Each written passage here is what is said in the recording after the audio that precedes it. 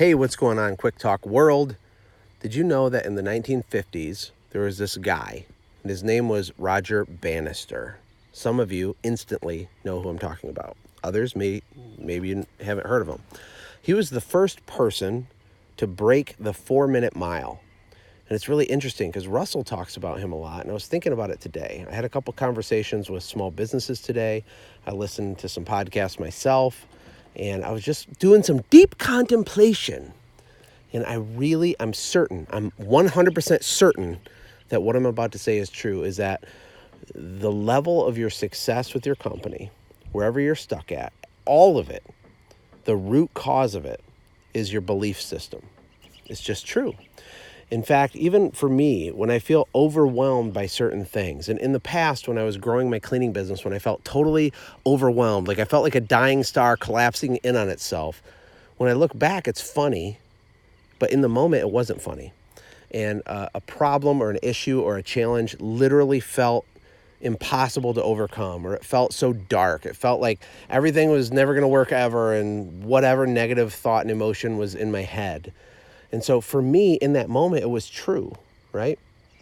Now, if I went back in time and I started a home service company again, of course there would be challenges. As much as I've learned and as much as I know, and I interview all these people and I'm doing all this cool stuff, I would hire the wrong person and they would not show up. Like those things would still happen to me if I were to do it over again. But the way that I would view it and respond to it would be completely different. Just like when I look at my company, if I were to pluck out somebody who's built like a $100 million software company and I stuck them in my position right now, there's no doubt, there's 100% certainty that they would view our current struggles differently than I view them right now. Does that make sense? So whatever's holding you back, whatever resistance you have, whatever seemingly impossible mountain you have to overcome, whatever the deal is, it's not that it doesn't matter, because it does matter a lot to you right now.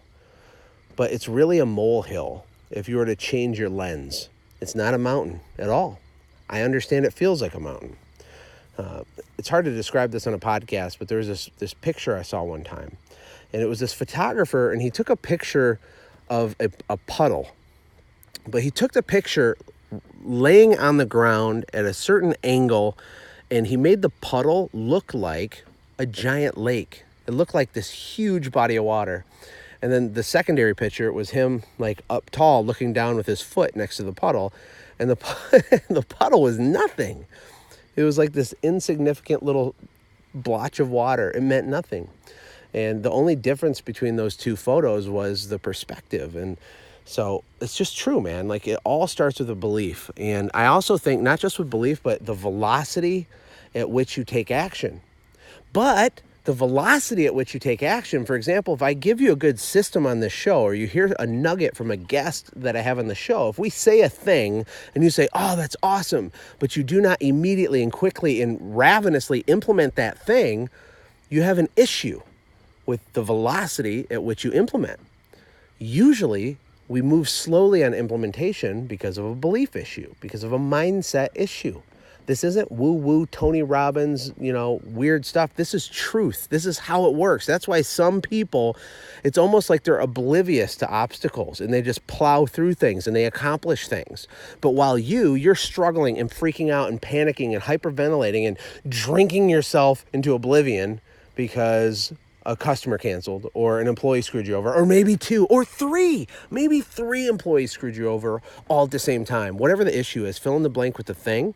That thing to you is Mount Everest, but in reality, it's a molehill. It's a tiny little mound of dirt, and you could stomp on it with your foot if you had the ability to change your perspective. I'm just letting that simmer. This is truth. This won't be a long podcast. It doesn't mean that it's not valuable. It doesn't mean that I won't change the trajectory of your business this year. This is the way that it is, guys. This is the way that it is. Some of you feel ashamed because of the kind of business you have. Some of you feel ashamed because you're 30 or 40 or 50 years old and you haven't done anything significant. And I'm not going to patronize you and tell you, oh, you're so great. Don't be so hard on yourself. Oh, yeah, don't worry about it. Your life path was different. No. Maybe you actually did not do anything significant yet. It's okay to own that. You're not a victim. The universe isn't out to get you. Employees aren't out to specifically screw you over, but be amazing for everybody else. The issue is you and me. It's just true. And the faster we realize that, the faster we pursue relationships with like-minded people who want to change and want to break out of that horrible cycle of just mediocrity, the better. And that's the truth. Sometimes the truth hurts. The truth hurts when I say it to myself. And in addition to everything I just said, you can even know the truth and still not do it. You can know that what I'm saying is true, but still feel paralyzed from making a difference or making a change right now. So what is the answer? How do you stop in the same negative, low-level behaviors? How do you stop wasting time on little itty-bitty, low-level, bottom-of-the-pyramid tasks so that you can build a company? How do you sit down and actually build a system? How do you have your first team meeting and lay down the law and actually become a leader? How do you change whatever thing is messed up with the way that you're leading your company if you actually know that what I'm saying is true, but you still will not change? How do you modify your behavior? If you know the truth, but you still do the same crappy, dumb things, I'll tell you how. You have to get super, ultra, ridiculously, awkwardly, cheesily focused on what your purpose is with you and your business. You have to know who you are, what you're trying to do, and why you're trying to do it in the first place. If you do not figure this out, you will not change. It's not about you, it's about the why.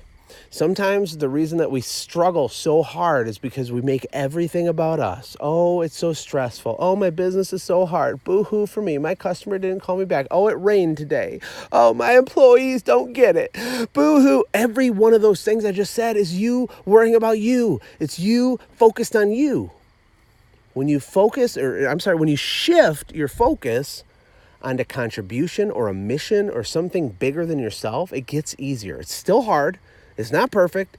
There's not some unicorn magic fairyland of perfection, but it changes things. And I was thinking about that today for myself because I'm all stressed out like, oh, how do I do this? How do I do that? We got to switch our model. Like we're stuck at 2.5 million. How are we going to go to 10 million? And really our whole company has to fundamentally change in the way that I engage with people, the way that I spend my time. Like a whole bunch of major changes have to happen, and it's breaking my brain. And whether you're at the $0 level trying to get to 100K or you're at the $500,000 level and you've been there forever and you can't get to 1 million, whatever it is, it's all the same thing. We're just at different stages, but it's the same thing. And what happens is when you accidentally get too self-focused on, I need this to work. Why won't it work? Why can't it just work? Boo-hoo for me. Everything just bursts into flames. It doesn't work. You got to repivot back onto your mission. And so for me, the rest of this week, my goal is to try to remember clearly why I started my software company in the first place. I'm just going to call my shot. I'm going to throw it out there. You need to do the same thing to your tribe, to your community, not to your friends and family, not to the muggles, not to the people who don't understand anything you're talking about and they're just going to be negative, but call your shot to people that support you and understand you and are other entrepreneurs. The whole reason I started this stinking software thing, which is amazing, but has been so freaking hard. The whole reason I did it was so I could build it and sell it and give away 90% of whatever I made from this thing. That's why I did it. That is the truth. It goes back over 5 years ago. It goes back to a dinner that I had with my wife where I said, I feel like the Lord has told me to do this thing that I know nothing about and it sounded really easy at the time in my brain so that I can get my training wheels on, I can learn a different industry, and I can accomplish another quote-unquote thing so we can give it all away. And then when we give it all away, when we give away millions of dollars to orphans and widows and to missionaries, which is what we're going to give it to, when we do that, then I can start my real thing, which is me telling the story about this journey. Now, you guys, if you've listened for a long time, like I talk about all kinds of stuff, and it's all valid because the fact is, you don't get brownie points because you have a warm, fuzzy mission. It doesn't matter. You have to compete in the marketplace and win. You can put a little Christian fish on your business card all you want. It probably hurts you more than it helps you. You need to actually level up as a CEO. It doesn't matter that you're a nice guy that coaches the T-ball and then you feel sorry for yourself that your business doesn't work. And I've known that for a long time. But what's happened to me is I've gotten away from that initial fire, the initial purpose, why I'm doing this. I'm considering covering the walls in my office with pictures of orphans.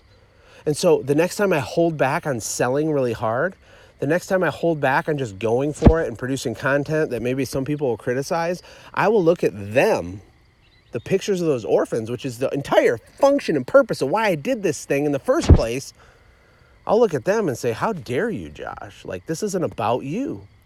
And maybe your purpose isn't as epic or as crazy as mine, and that's okay. But you need to figure out what it is. Because if you don't, you're not going to change your behavior, even if you know the behavior that you need to change. Like Myron Golden said several weeks ago when he was on the podcast, it starts in your head with a thought.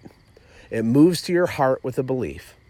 Only after that does it move into your hand with an action, with a pivot, with a change in the way that you actually move inside the world.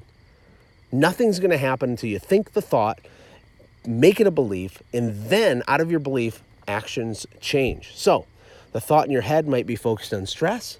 The belief in your heart might be that life is hard and this is super dumb and your parents were right and you shouldn't have started a business and boo-hoo and you're a failure.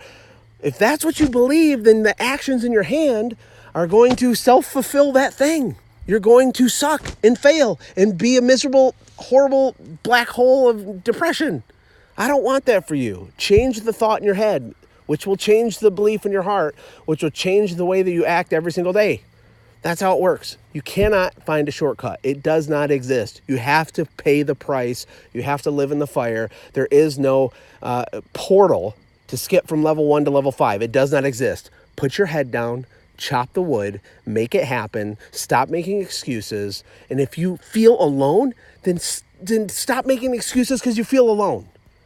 Reach out, find people, plug in, join the boot camp, come to the Automate, Grow, Sell experience, go in a Facebook group, find someone, claw for that relationship. That's how it works. Sorry if that offends you. Talk to you tomorrow.